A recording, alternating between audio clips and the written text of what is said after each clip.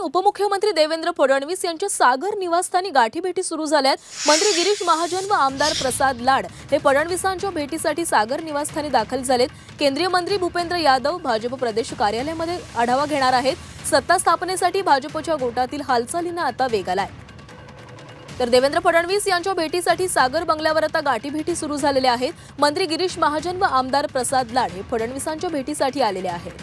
तर या संदर्भातली अधिकची माहिती देत आहेत आमचे प्रतिनिधी ओम देशमुख। ओम, सागर बंगल्यावर आता भेटीगाठी सुरू झालेल्या आहेत। महाजन आणि लाड सागर बंगल्यावर पोहोचले।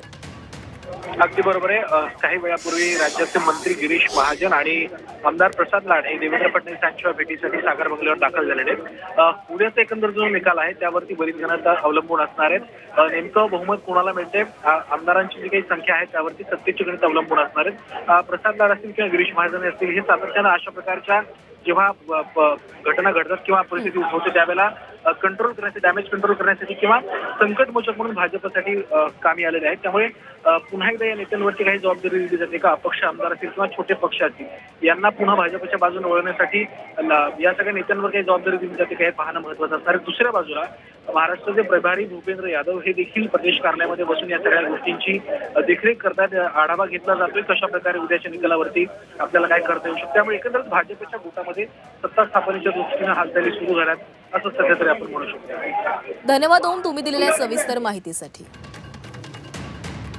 तर सागर बंगल्यावर हालचालींना वेग आलेला आहे। गिरीश महाजन आणि प्रसाद लाड हे सागर बंगल्यावर फडणवीसांच्या भेटीसाठी आलेले आहेत। तर भूपेंद्र यादव देखील आज बैठक घेणार आहेत आणि संपूर्ण परिस्थितीचा आढावा घेणार आहेत।